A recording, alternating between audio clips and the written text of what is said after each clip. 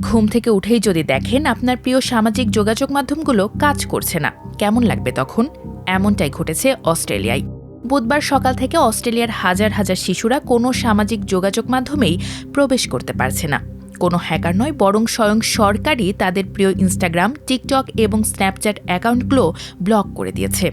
১৬ বছরের কম বয়সীদের জন্য এই আইন বিশ্বে প্রথম চালু করল অস্ট্রেলিয়া। এই সিদ্ধান্ত হঠাৎ করে আসেনি। কয়েকদিন ধরেই এই আইন ও তার প্রতিক্রিয়া নিয়ে আলোচনা করছিল অস্ট্রেলিয়া। অবশেষে বন্ধের সিদ্ধান্তই নিয়েছে সরকার। কিন্তু কতটা কাজে আসছে এই আইন? শিশুরা কি সত্যিই এই সামাজিক যোগাযোগ মাধ্যমগুলো ব্যবহার না করে থাকতে পারবে? অস্ট্রেলিয়ার নতুন আইন অনুযায়ী ১৬ বছরের কম বয়সীরা দেশের ১০টি প্রধান সোশ্যাল মিডিয়া প্ল্যাটফর্মে প্রবেশ করতে পারবে না। কারণ একটাই, শিশুদের আসক্তি তৈরি করা অ্যালগোরিদম, ডিজিটাল বুলিং এবং তাদের মানসিক স্বাস্থ্যের সুরক্ষা।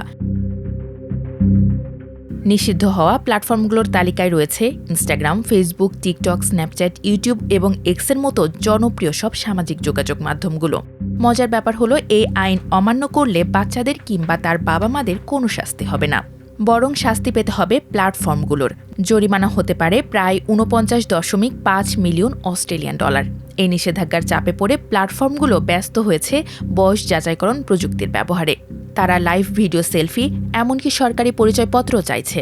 তবে তারা দাবি করছে এভাবে শিশুদের অনলাইন নিরাপত্তা বাড়বে বলে তারা বিশ্বাস করেন না। তবে অস্ট্রেলিয়ান শিশুরা এই আইন সহজভাবে মেনে নিচ্ছে না। তারা এখন নতুন পথ খুঁজছে।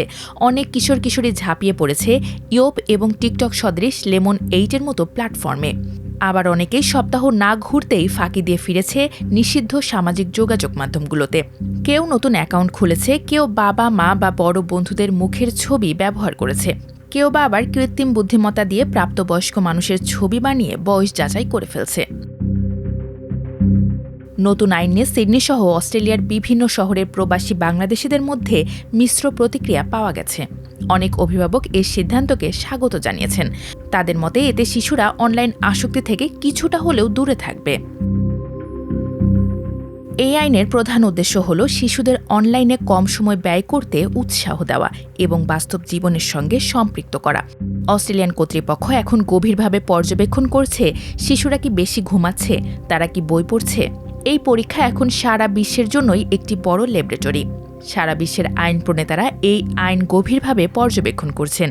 অস্ট্রেলিয়ার এই পদক্ষেপ সফল হলে অন্য দেশগুলো হয়তো তাদের শিশুদের বাঁচাতে এমন কঠোর আইন আনবে।